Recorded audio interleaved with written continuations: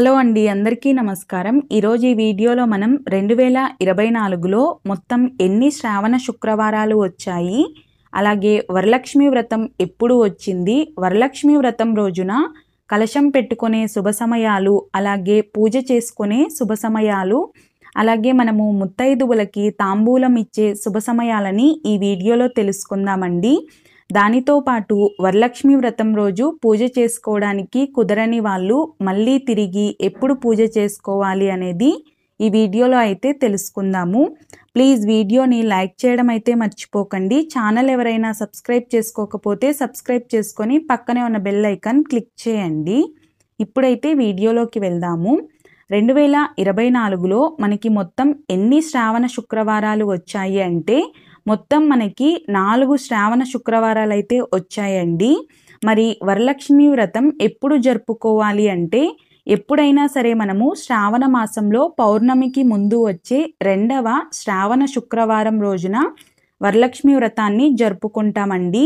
ఈ 2024లో ఆగస్టు 16వ తేదీన మనము వరలక్ష్మి వ్రతాన్ని జరుపుకోవాల్సి ఉంటుంది.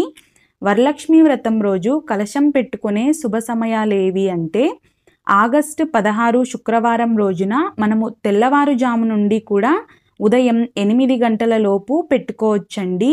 తిరిగి 9 గంటల నుండి 10:30 గంటల లోపు మనం కలశం పెట్టుకోవడానికి శుభ సమయాలు అయితే ఉన్నాయి. మరి వరలక్ష్మి వ్రతం రోజు పూజ చేసుకునే శుభ సమయాలు ఏమిటి అంటే మనకు తెల్లవారుజామున 4:59 నుండి 8 గంటల వరకు మంచి సమయాలు అయితే ఉన్నాయండి. తిరిగి మధ్యాహ్నం 12:01 నుండి 12:30 వరకు శుభ సమయాలు ఉన్నాయి.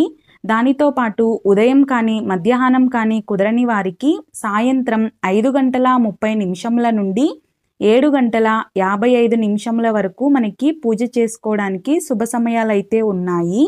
వరలక్ష్మి వ్రతం రోజున తాంబూలం ఇచ్చే శుభ సమయాలు ఏమిటి అంటే ఉదయం 8 గంటల లోపు తాంబూలాలు అనేది మనకి పూజ పూర్తయితే ఇవ్వచ్చండి.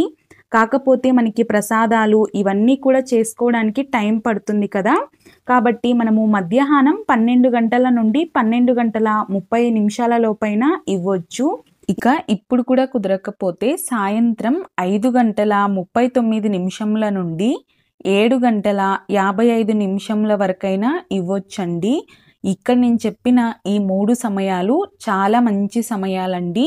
ఇక ఈ సమయాల్లో కుదరకపోయినా, ఎందుకంటే ఆ రోజు మనకి ప్రసాదాలు ఇవన్నీ చేయడం చాలా హడావిడిగా ఉంటుంది కదండి, ఇక మిగిలిన ఏ సమయాల్లో అయినా కూడా ఇవ్వచ్చండి, ఎలాంటి ఇబ్బంది ఉండదు. కాకపోతే ఈ శుభ సమయాల్లో ఇచ్చుకుంటే చాలా మంచిదన్నమాట. మరి వరలక్ష్మి వ్రతం రోజు కుదరని వాళ్ళు అంటే ఆడవాళ్ళకి నెలసరి సమస్యలు అలా ఉంటాయి కదండి, ఆ రోజు వరలక్ష్మి వ్రతం చేసుకోవడం కుదరని వాళ్ళు మరి ఎప్పుడు చేసుకోవాలి అంటే మనకి మిగిలిన ఏ శ్రావణ శుక్రవారాలైనా వస్తాయి కదండి, ఆ రోజున మనం వరలక్ష్మి వ్రతం రోజు ఏ విధంగా అయితే అమ్మవారిని ఆరాధించుకుంటామో అదే విధంగా జరుపుకోవచ్చండి. ఆ మిగిలిన శ్రావణ శుక్రవారాలు ఎప్పుడెప్పుడు అంటే ఒకటి వచ్చేసి ఆగస్టు 9 అండి. ఇది వరలక్ష్మి వ్రతం కన్నా కూడా మనకి ముందు వచ్చే శుక్రవారం అన్నమాట. 2వ శుక్రవారాన్ని మనం వరలక్ష్మి వ్రతంగా జరుపుకుంటాము.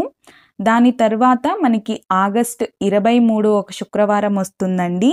అలాగే ఆగస్టు 30 ఆఖరి శ్రావణ శుక్రవారం వస్తుంది. చూసారు కదండి, ఈ మిగిలిన 3 శ్రావణ శుక్రవారాల్లో ఎప్పుడైనా చేసుకోవచ్చండి, అదే ఫలితమే ఉంటుంది.